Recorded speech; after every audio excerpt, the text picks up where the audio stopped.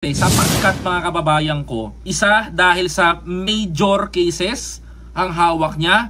Number 2 mga kababayan ko, kagaya po sinasabi natin, may kakayanan na itakas si dating Pangulong ng kanyang pamilya because ang kanyang mga anak ay nasa impluensya ng gobyerno.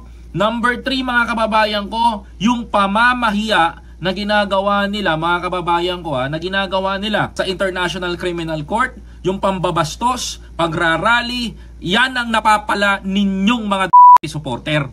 Ngayon, mga kababayan, bakit hindi mabigyan-bigyan? Dahil sa tatlong bagay na yan. Dahil sa inyong mga supporter na nagkakalat, nag-aaway sa humba. Ayan ang dahilan kung bakit hindi mabigyan ng interim release si dating Pangulong. Balikan ko kayo yung mga nasa Netherlands. Sisihin ninyo si Harry kung bakit hindi mabigyan ng interim release yung tatay ninyo. Balikan nyo yung mga yung mga anak na maiingay, na gamit, na pagod, na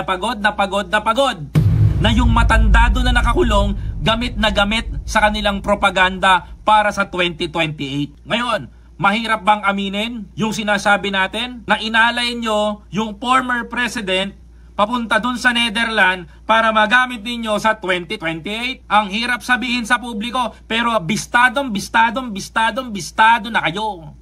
Wala na kayong kawala pa. Dahil unti na nalalaman ng mga Pilipino ang mga pinaggagawa ninyo. Hirap na ba kayo? Hindi pa ba kayo pagod?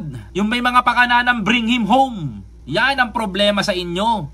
Tandaan nyo, hindi ang ICC, hindi International Criminal Court para hindi makita yung capability na kakayanan nyo.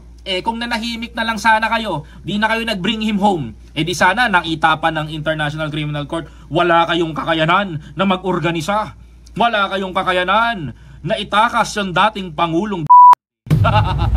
And ngayon, bring him home pa rin? Ano? Sinong nabiktima ngayon?